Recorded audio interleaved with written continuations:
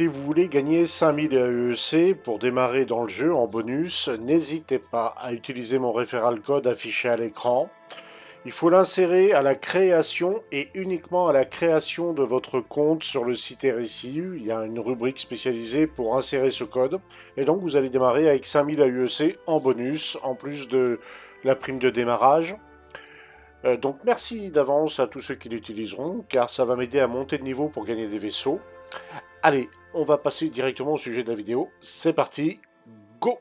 Eh bien, bonjour tout le monde, bienvenue sur la chaîne de la Dark Red Security. Alors aujourd'hui, on va vous parler des vaisseaux qui sont prévus pour sortir bientôt dans l'année qui arrive.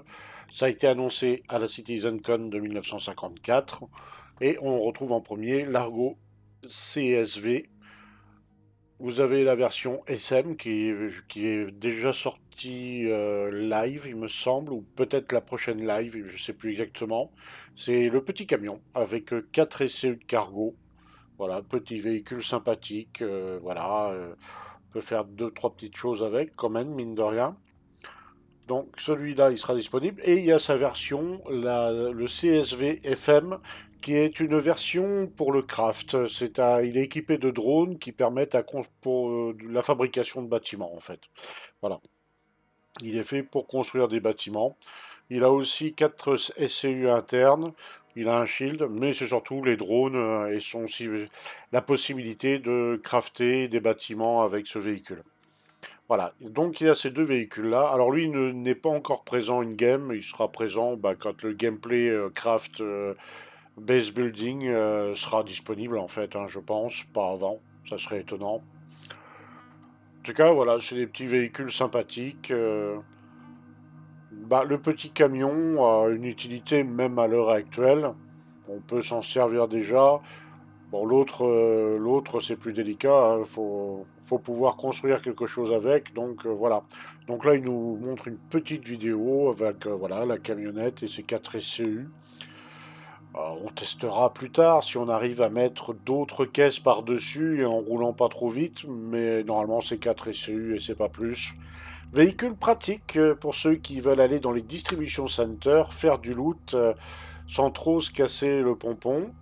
Parce que normalement, vu sa taille, il devrait réussir à rentrer dans les distribution centers. Normalement, je dis bien, à tester. Et donc, ça permet de looter. Et en plus, si venez avec un Ursa Medivac, comme ça, vous êtes paré à toute mauvaise éventualité. Voilà. C'est plutôt pratique. Donc, petit véhicule sympathique. Ouais, il manquait une camionnette pour transporter des caisses. Bon, ben voilà, ils y ont pensé. J'aurais aussi aimé qu'il fasse un modèle plus grand, avec 8 ou 16 SCU, ça aurait été bien aussi. Enfin bon, déjà ça c'est déjà pas mal, on va pas faire les fines bouches.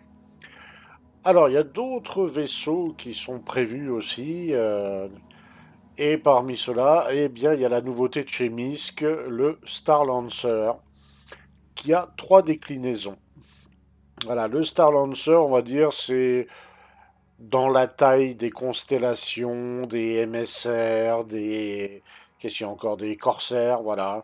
C'est un nouveau qui vient se glisser dans cette gamme, on va dire, des gros médiums, on va dire.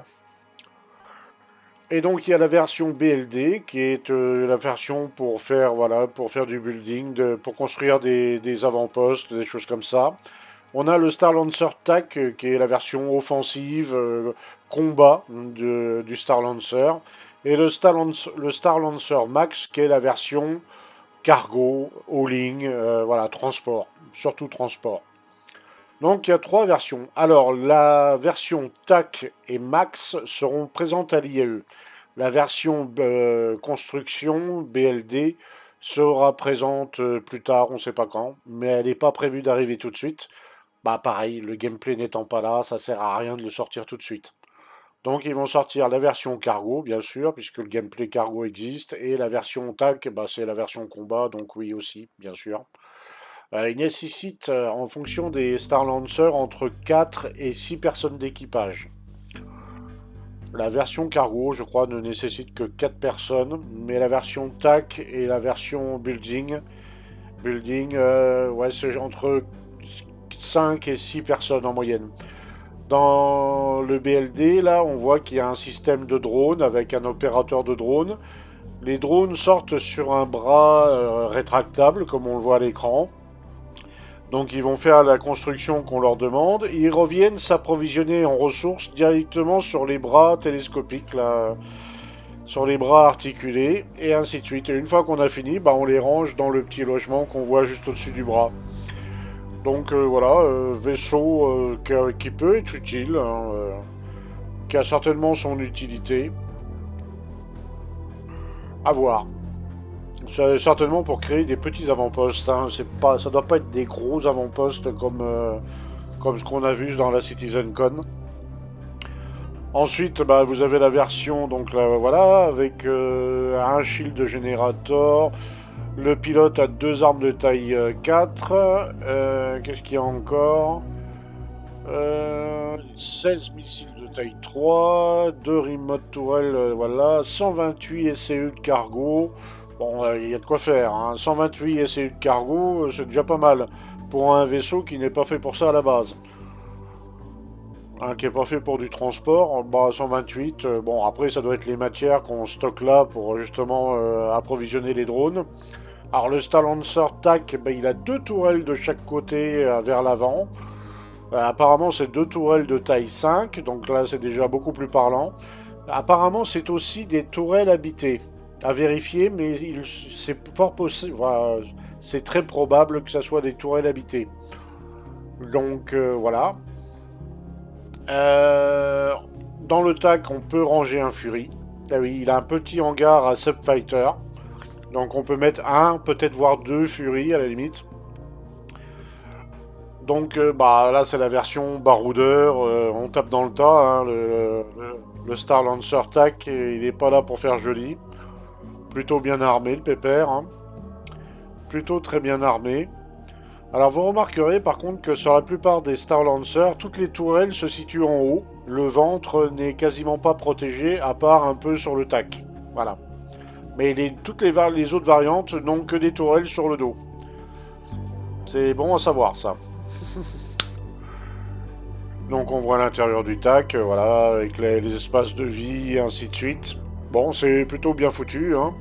Salle des machines et j'en passe et des meilleurs. Bon, il y a même de quoi transporter du personnel apparemment. Il y a des sièges, on voit en bas. Ça a l'air pas mal.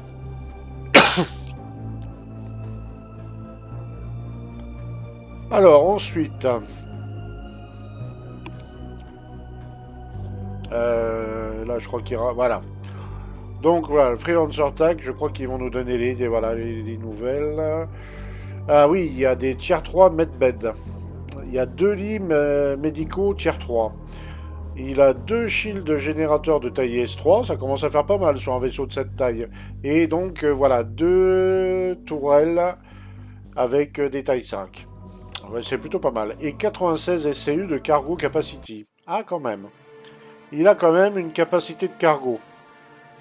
C'est plutôt pas mal. Alors, bon, ils vont nous montrer une petite vidéo de présentation de l'engin. Alors oui, on est au niveau de la taille, on est quand même plus grand qu'un Constellation Taurus, par exemple, qui est le plus grand des constellations, hein.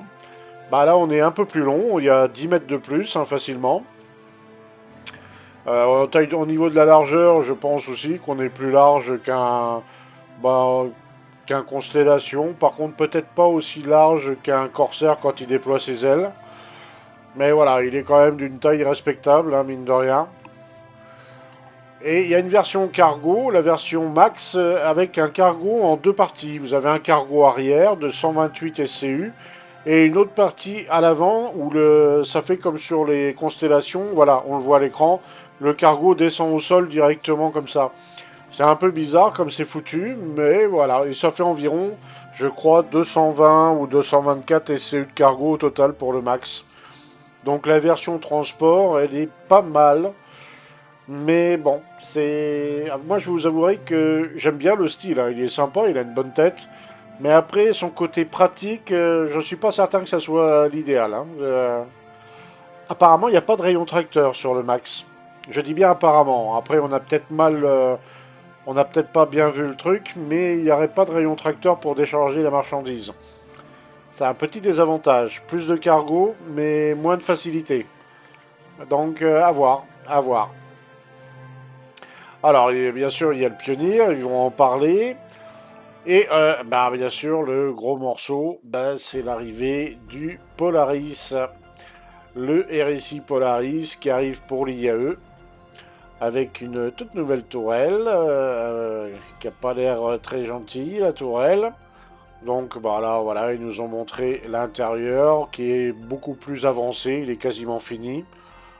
On l'aura pour l'IAE, donc là au moment où on fait la vidéo, là, on peut dire que c'est le développement du vaisseau est quasiment sur sa fin. Alors peut-être pas complètement achevé, hein, parce que enfin, c'est souvent arrivé qu'un vaisseau ne soit pas intégralement achevé, mais quand même sorti dans le jeu. On découvrira ça avec le temps quand on va l'utiliser. En tout cas, ben, on voit à l'intérieur, c'est voilà, c'est sympa, ça présente bien. Les couloirs de chez RSI sont vraiment particuliers, hein. Les vaisseaux, l'intérieur des vaisseaux RSI, là, c'est un peu trapézoïdal, là, les couloirs, c'est un style, faut aimer. C'est ouais, faut pas se cogner la tête quand on marche, quoi, mais autrement, non, c'est plutôt tranquille comme vaisseau, hein. J'aime bien le design. C'est pas triste en plus. Il y a des intérieurs qui sont tristounés, bah là non, ça va. C'est plutôt cool. Alors, un hangar pour mettre des petits vaisseaux. De mémoire, je crois qu'on peut rentrer un Scorpius à l'intérieur. Ou un sabre, voire peut-être même un F7 à la limite. Hein. Je pense que ça devrait pouvoir rentrer. Une Valkyrie, je suis pas sûr. Et puis là, on va visiter un peu un autre pont, certainement le pont inférieur, où là on arrive dans la salle des machines. Et regardez-moi cette salle des machines. Pas besoin de dire plus. Voilà. Et tout ça trempe dans une piscine de refroidissement, hein. Ça rigole pas là, hein. Ça rigole pas. Et puis les moteurs sont juste... je crois que c'est les plus jolis moteurs qu'ils ont fait dans le jeu, là. C'est pour l'instant, hein. Ah, regardez-moi ça. Ça vaut le coup d'œil, hein. Et c'est pas tout, hein. Non, franchement, là, de tous les moteurs que j'ai vus dans les vaisseaux du jeu, je crois que ceux du Polaris, pour l'instant, c'est les plus réussis. Regardez-moi ça. Excellent. Alors, on continue vers l'avant. Là, il y a les soutes, voilà, avec des élévateurs. Enfin, il y a un peu de tout. On est vraiment dans un vaisseau capital, hein. Enfin, plus exactement subcapital, si je me souviens bien. Mais voilà, on rentre dans une autre catégorie de vaisseaux, là, hein.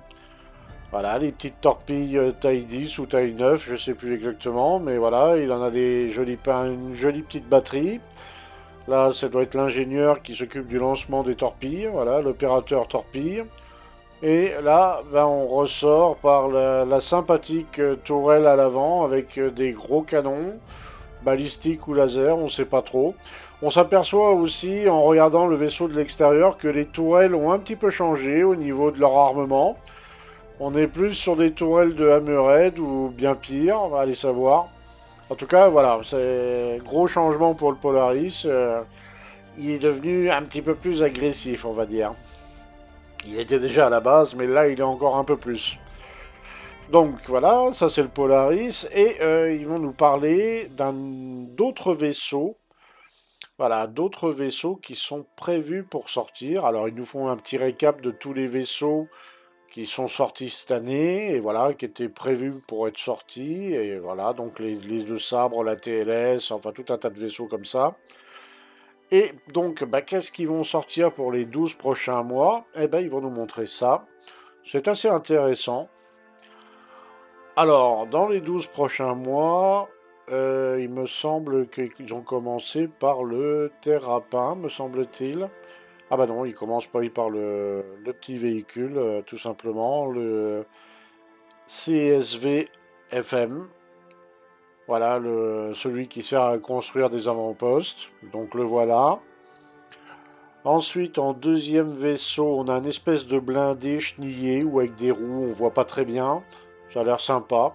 Une sorte de Spartan plus blindé, plus grand.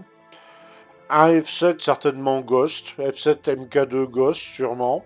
Le F7 MK2 Tracker, certainement avec le Radome. Certainement celui-là, l'Anvil Terrapin Medivac. Certainement. Là, on a le Mirai Guardian, le gros chasseur lourd de chez Mirai. Là, je suppose que c'est le Misk Fortune pour le Salvage. Là, ça pourrait être l'Intrépide, mais j'en suis pas certain. Là, on serait sur un projet Drake. Au niveau des ailes, ça peut y laisser penser. Là, je sais pas du tout sur quoi on est. Je serais incapable de vous le dire. Là, on a le Star Lancer, donc la version BLD qui devrait sortir. Là, on a bien sûr le RSI Perseus.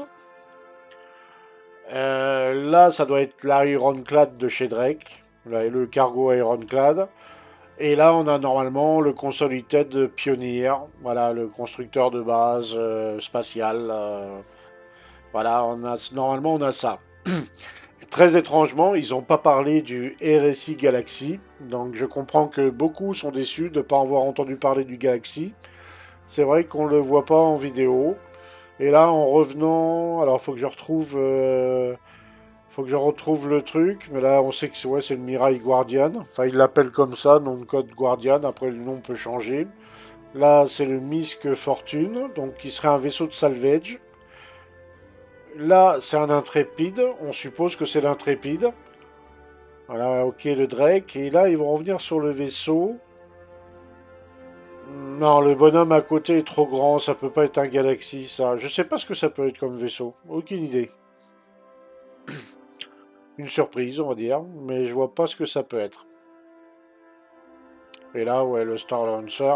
Ouais, ils ont pas du tout parlé du RSI Galaxy, alors je sais qu'il y en a beaucoup qui ont été déçus de voir qu'il n'était pas affiché. Alors attention, ils précisent bien que tous les vaisseaux qu'ils nous montrent là, c'est pas l'intégralité, c'est pas du tout l'intégralité des vaisseaux qui vont sortir dans l'année et dans les mois qui viennent. Il y a d'autres vaisseaux qui ne sont pas affichés ici et qui seront des vaisseaux non annoncés, donc des vaisseaux surprises. Est-ce que le RSI Galaxy fera partie des vaisseaux surprises? Bah, quelque chose me dit que c'est pas impossible. Quelque chose me dit que c'est pas impossible. Et ça serait une très bonne surprise, une très très bonne surprise pour tous ceux qui l'ont. Voilà. Enfin, qui l'ont déjà précommandé, on va dire. Donc, voilà. Pour les vaisseaux, voilà ce qui était prévu. Donc, pas mal de choses intéressantes. Hein. Ils n'ont pas parlé de l'Envie légionnaire. L'Envie légionnaire, comme il n'a pas encore son gameplay, il a été retardé, le légionnaire. Ça arrive que des vaisseaux soient retardés, repoussés à d'autres dates. Le plus connu d'entre eux, c'est le Merchantman, bien sûr, hein, le Banu Merchantman. Mais voilà, c'est pour l'instant, voilà les choses qu'on sait. Et donc, voilà ce qui s'est dit sur la CitizenCon de 1954 en parlant des vaisseaux. Voilà ce qu'on a appris. Donc, il y a des choses intéressantes, mine de rien. Sur ce, je vous souhaite à tous soit une bonne journée ou une bonne soirée. Et on se dit à très bientôt dans le verse quand le patch 3.24.2 daignera fonctionner correctement. Ce qui n'est pas encore le cas pour le moment. Allez, à ciao ciao ciao tout le monde.